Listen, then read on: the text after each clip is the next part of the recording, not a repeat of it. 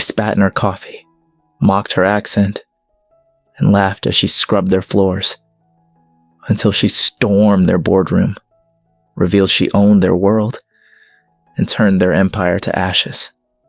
This is the story of Elena Morales, a Latina custodian who brought a corporate beast to its knees.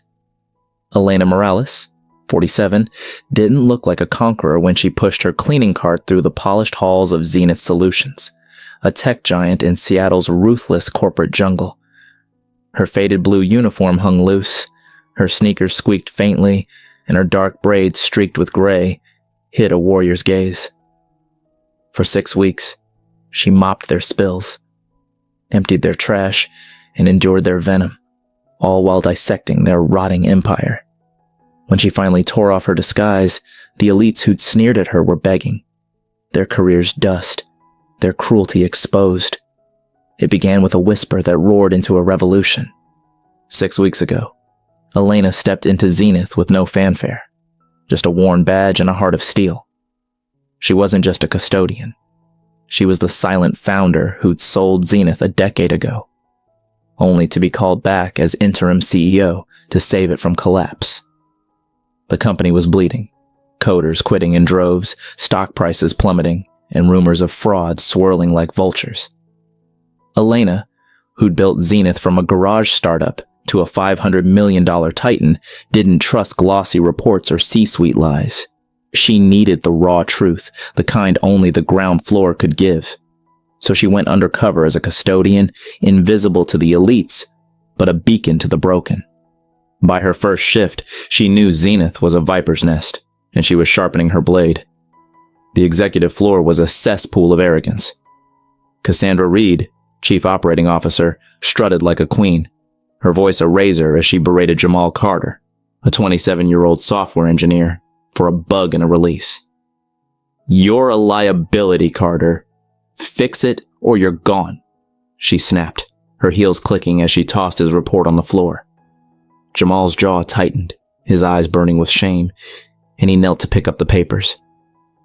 Elena, wiping a nearby conference table, caught his gaze in the reflection. Her nod subtle but fierce. Cassandra didn't glance her way. Elena was just a shadow in a uniform, beneath her contempt. Then there was Derek Holt, VP of Finance, whose charm masked a predator's heart. Elena watched him dismiss a payroll clerk's plea for a raise with a smirk. "Get real, Marissa. You're lucky to have a job," he said, his tone icy. Marissa Lopez, a single mom with worry lines etched deep, bit her lip and turned away, her hands shaking. Elena's grip on her mop tightened, her pulse a war drum of rage. Night after night, Elena cleaned, but her real work was warfare. She mapped the rot with a surgeon's precision, Cassandra's tyrannical outbursts, Derek's callous greed, and the smug mid-level manager, Lauren Pierce, who crushed spirits like paper. Lauren once leaned against a break room counter sipping coffee while Elena scrubbed nearby, bragging to a colleague. "These coders are overpaid whiners. Fire half and they'll still crawl back," she said, her laugh sharp as a blade. Elena's eyes narrowed, but her face stayed blank, her mind carving every word into stone.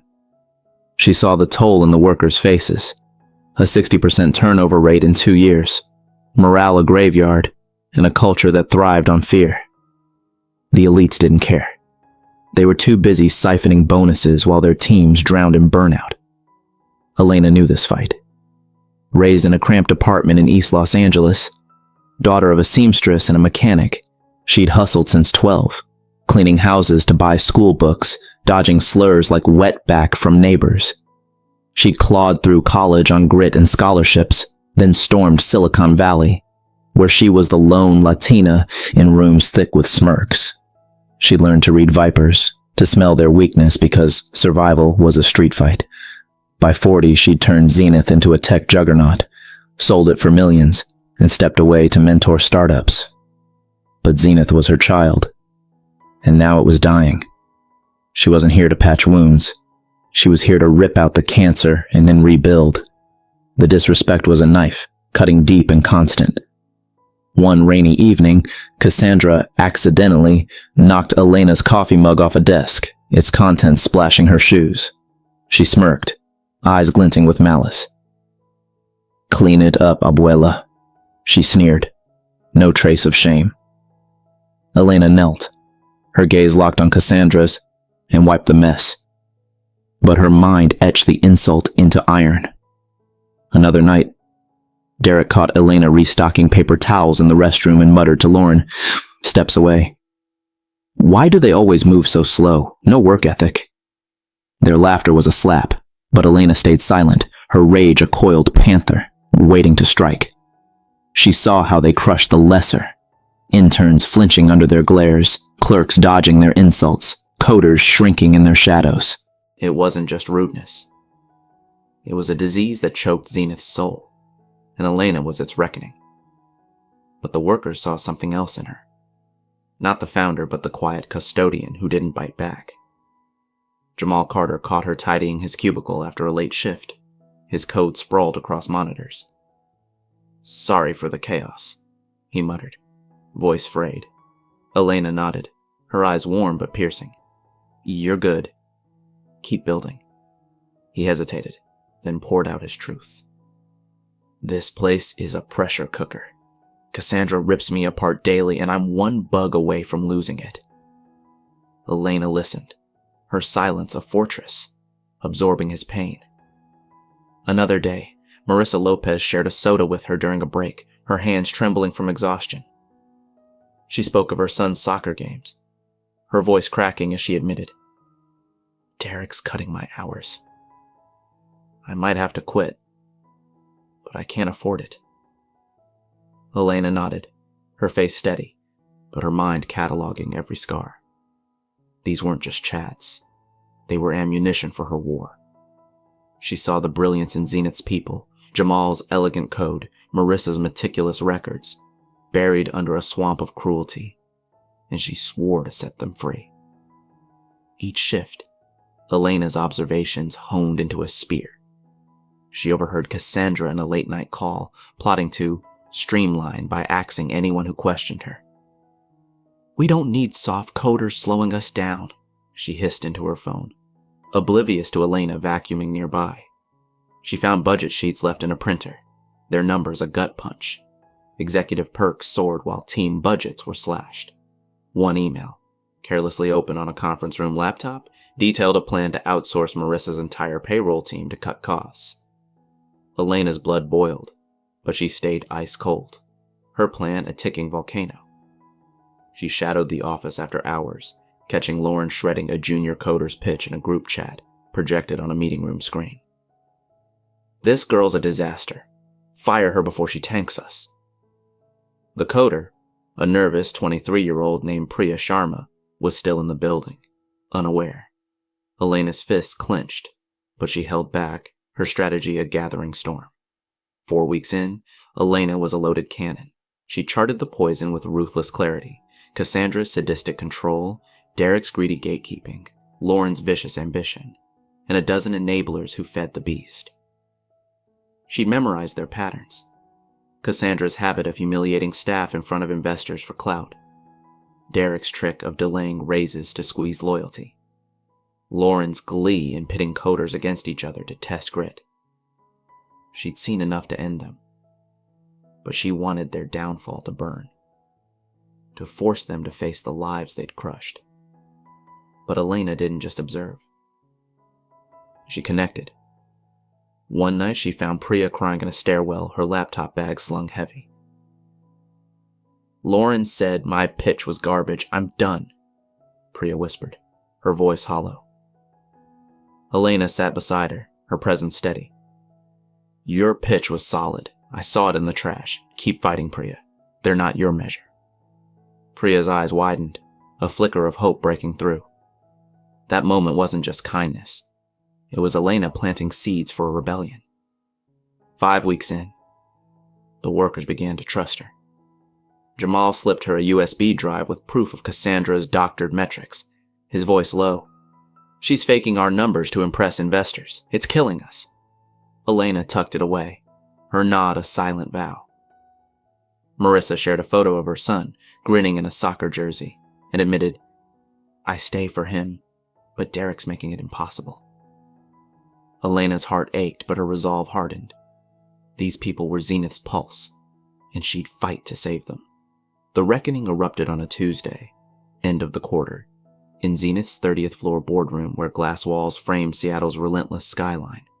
Cassandra lounged, flipping through a tablet, joking about her Aspen ski trip. Derek adjusted his Rolex, ready to spin lies about optimized costs. Lauren preened, her smile a mask, prepared to pitch a lean team plan. The board, 10 sharp-eyed titans in tailored suits, sat poised, awaiting the interim CEO they'd only known through encrypted emails. Elena had steered Zenith from the shadows, letting the elites think they still ruled. They expected a mogul in a penthouse, not a custodian in the basement. At 9 a.m., the door slammed open and Elena stormed in. No uniform, just a sleek black blazer that cut like a scythe, a crimson blouse blazing against her skin, and a presence that choked the room. She carried a leather dossier, no flourish, but her every step was a thunderclap. The executives barely blinked, assuming she was there to mop a spill. Board chair Marcus Vaughn rose, his voice a steady blade. "Ladies and gentlemen, Elena Morales, our founder and interim CEO." Jaws dropped. Cassandra's tablet slipped to the table. Derek's Rolex froze mid-twist. Lauren's smile shattered like ice. Elena didn't flinch. She slammed her dossier down and loomed at the table's head, her eyes a hurricane of fury and truth. "Morning," she growled, voice low and lethal. "For 6 weeks I've scrubbed your filth, swallowed your insults, and seen the rot you call leadership. You're a disgrace to Zenith." The room was a tomb, tension crackling like lightning. Cassandra tried to laugh, her voice a thin squeak. "You? The cleaner?" Elena's stare could have melted steel. "I'm the one who built this company while you bled it dry." Marcus nodded. He'd backed Elena's undercover plan from the start. The others were prey, their arrogance crumbling like ash. She tore open her dossier, a single sheet glaring like a guillotine. "Zenith is dying. Coders gone, stock gutted, all because you treat your people like dirt. Your turnover is a felony. Your culture's a death trap, and you're the executioners. I didn't read this in a memo, I lived it. I felt your poison. I cleaned your shame."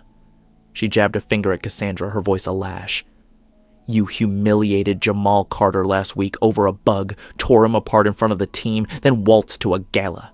He's smarter than you, code's cleaner, but you'd rather crush him than lift him." Cassandra's face burned, her mouth twitching, but Elena cut through. "Don't bother."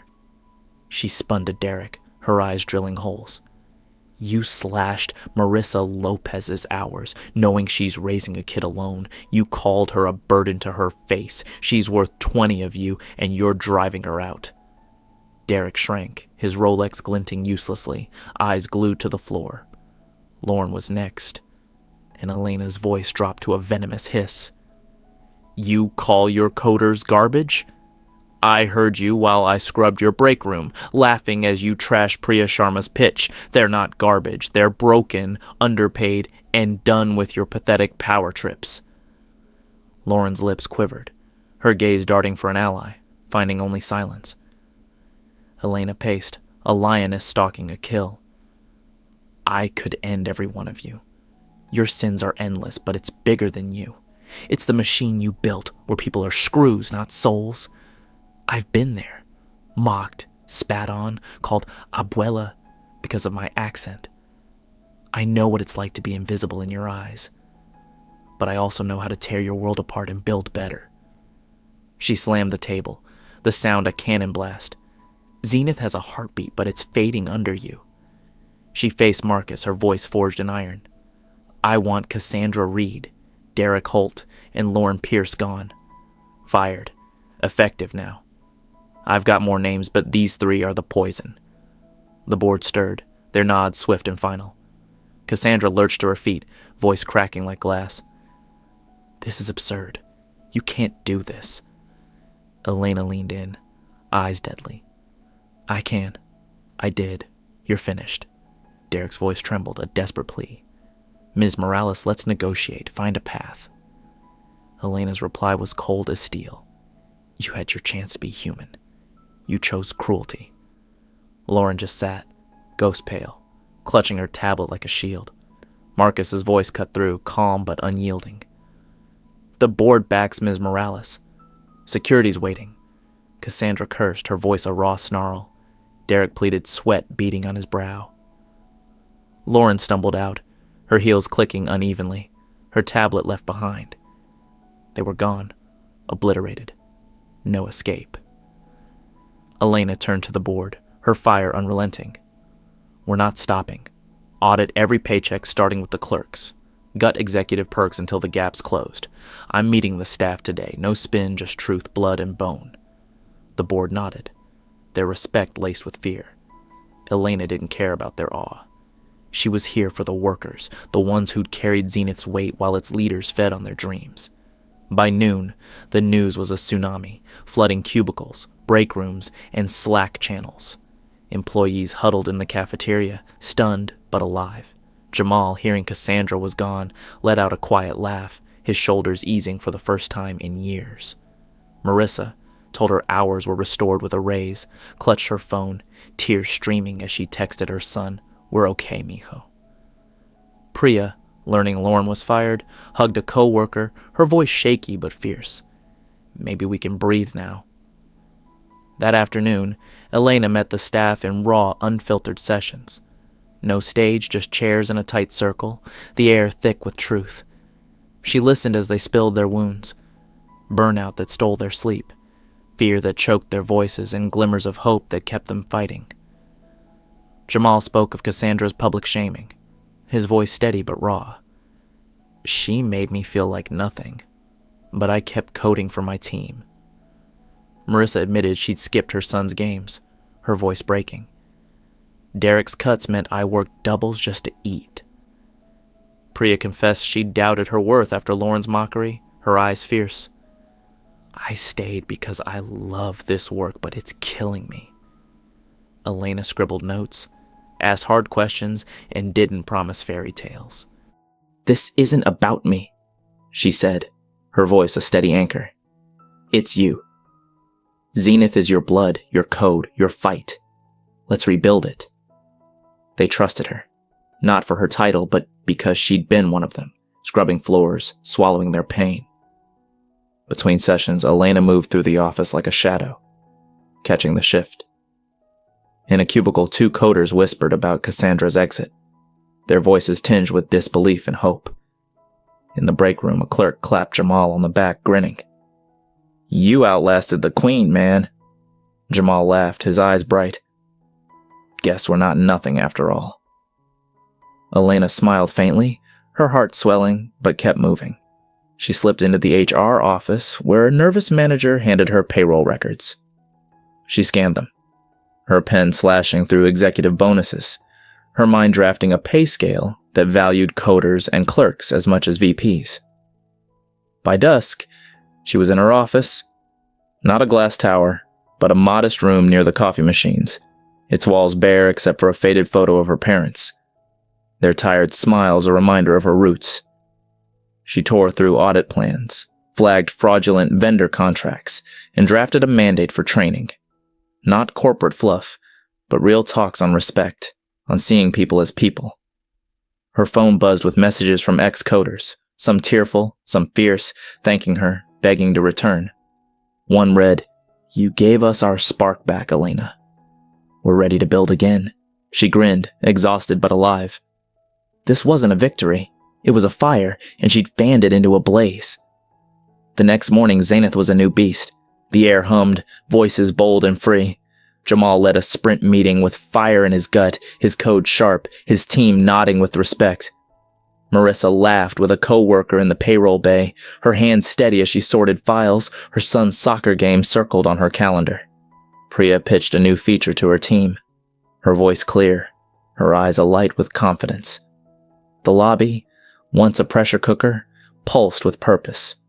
Workers moved faster, heads higher as if a chain had been broken. Elena walked through. No blazer, just a sweater and jeans blending into the crowd. Workers nodded. Some called, "Morning, Elena." Their tones warm, not fearful. She nodded back, silent, watching the roots of change dig deep.